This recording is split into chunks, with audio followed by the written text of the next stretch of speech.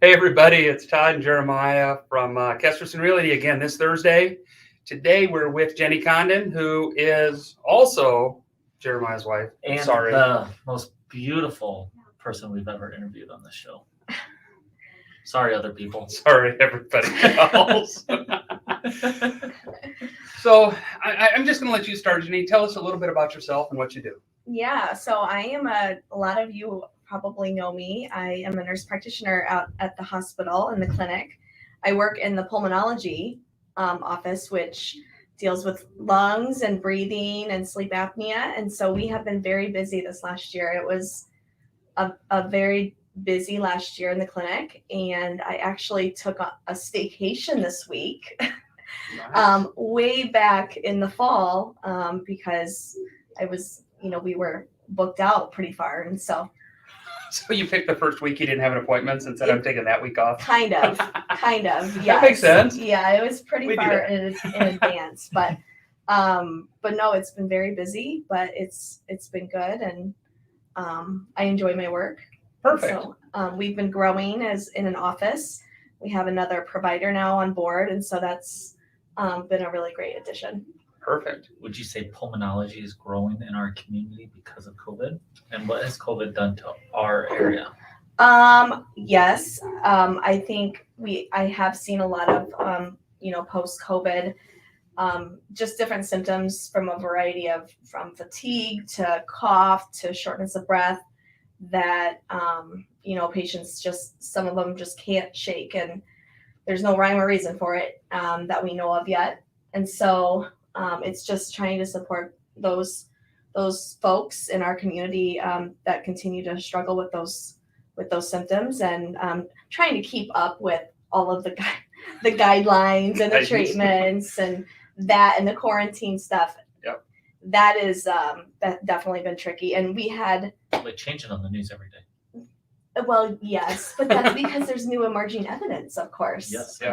Right. We have very, very smart people behind this, helping to try to figure out not necessarily a solution, but Some guidance that makes sense. yes. Yeah. Absolutely. That's evidence-based. Proven. Yes. And that's not yes. easy. No, it takes a lot of work, and it's always a moving target, and I think that frustrates people. So. Yeah. And, logistically, being a parent, Of how many kids? 4. I have 4 too. You do? Yes. Oh, Me too, but different ones.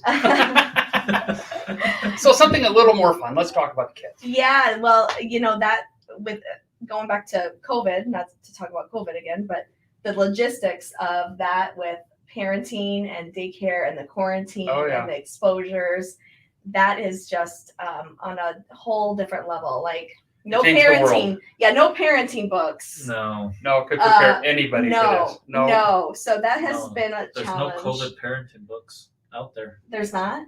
They might be writing them right now. Yeah. COVID parenting for dummies. Yeah. we could get You that. do that quick. Yeah. I can read it because I'm the dummy.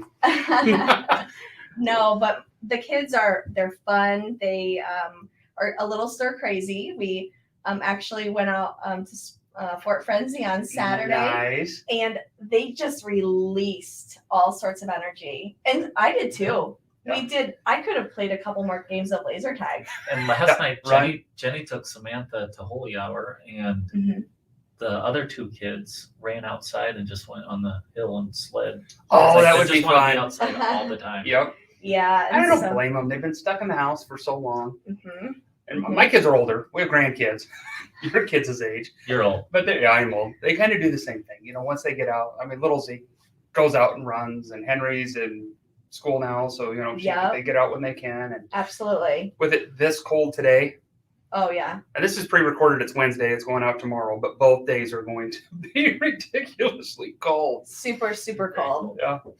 So the kids stay very busy. I've got them all registered for a few different spring activities, and I'm sure in 2 months we're going to be pulling our hair out like, why did we do this? It looks like me.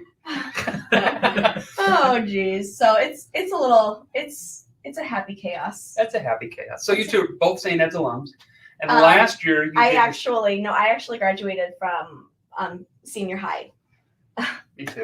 Yeah, and I loved it, and That is why we've always supported both schools. Yeah, Yeah. me too. You know, I've even advertised through wrestling a couple of years ago Mhm. for senior high, Mm-hmm. and being from Fort Dodge, you have to be proud of both schools. Mm-hmm. You know, Yeah. They're great schools. We've talked about that before. What great, Oh yeah. you know. For a small community like this, and this is, something that I don't think gets talked about enough when we're, recruiting providers and physicians. One of the top aspects of this community is the fact that we offer so many different options for education. Mm-hmm. You really do. So just so you know, I went to senior high for high school. I went to Iowa Central for a month or two after high school and failed out. But then when I came back after the Army, I started at Iowa Central, went to Buena Vista, did all that in town, and then, of course, master's degree I got online. So, I mean, you can do all of that all the way through your 4-year degree in Fort Dodge, live at home, save all kinds of money. I got my AA from Iowa Central. Jenny got her nursing degree from Iowa Central. Yep.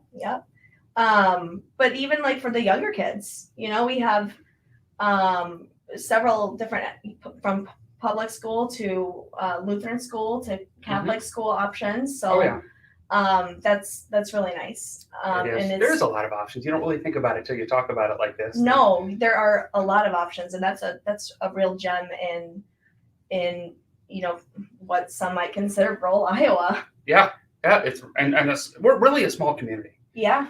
I mean, that 25,000, 30,000 mark is not a big community, and to have 4 different schools you can send your kids to, up to at least 8th grade, is just a great thing. And then have 2 high schools that both have their strong points, and they even go back and forth. I know a couple of kids that were taking classes at the high school at St. Ed's, and they go back and forth like that. And Iowa Central as college, so they're taking college classes.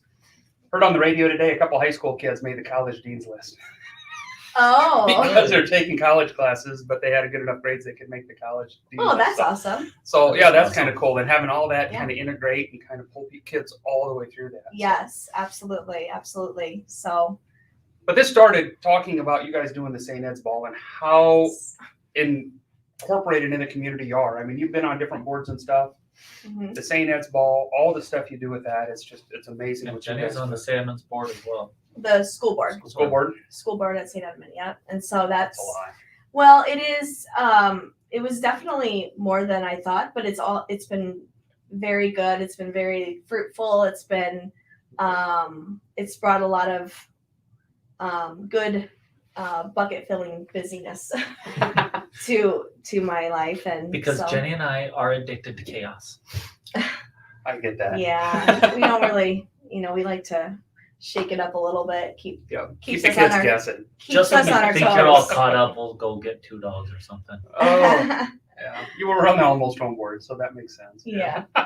No, the St. Edmund Ball, we and really enjoyed doing that, and so that was a fun opportunity. It sounds like they're going to be meeting in person this year, which is. Yeah, I was actually at the meeting the other day because of some other stuff, but it sounds like they're going to do it at the Starlight again this year finally.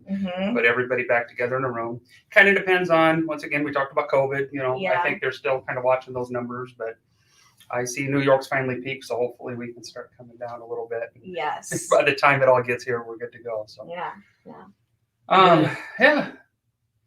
Well, do you have any other questions? I don't have any other questions for you right now. I will later. Yeah.